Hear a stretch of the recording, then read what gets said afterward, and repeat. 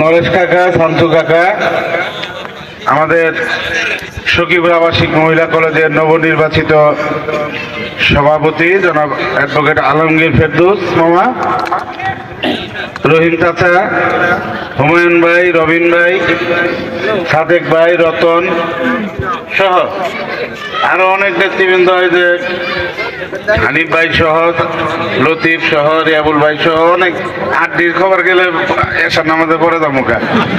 এখানে উপস্থিত সামনে এই এলাকার গণ্যমান্য ব্যক্তিবর্গ, সর্বোপরি নির্বাচনের আগেও কইতাম যে আমার অভিভাবক, আমার পিতা মাতা, আমি এখনো নির্বাচন তো শেষে আনতেন না কইলেও চলবো না।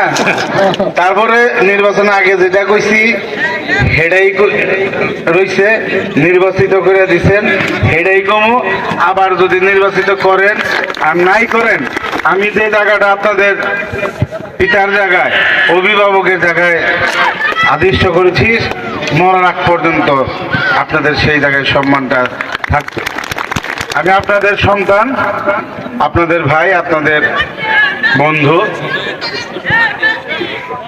এই হতেয়া রাজাবাড়ি ইউনিয়নে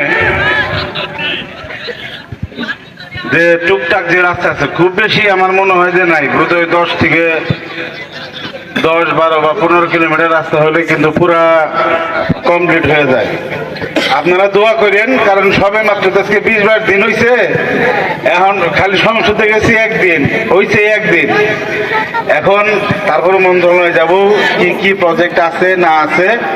আশা করি আপনারা দোয়া করে যেভাবে মনোনয়ন এনে দিচ্ছেন, যেভাবে আমাকে ভোট দিয়ে নির্বাচিত করে দিচ্ছেন, দোয়াটা আর একটু বেশি করুন, জানি আপনাকে কথাটা যেন আমি রক্ষা করতে পারি। আপনাদের যে রাস্তাঘাট সেটা আছে, যে কটা আছে রাস্তাঘাট থেকে শুরু করে স্কুল কলেজ যা আছে সবই কিন্তু 3টা বিল্ডিংই কিন্তু আমার হাতে, আমার বরাদ্দ কিন্তু মাননীয় প্রধানমন্ত্রী দেশরত্ন শেখ হাসিনার আমলেই হয়েছে, কিন্তু 3টা প্রতিষ্ঠানই আমার হাতে।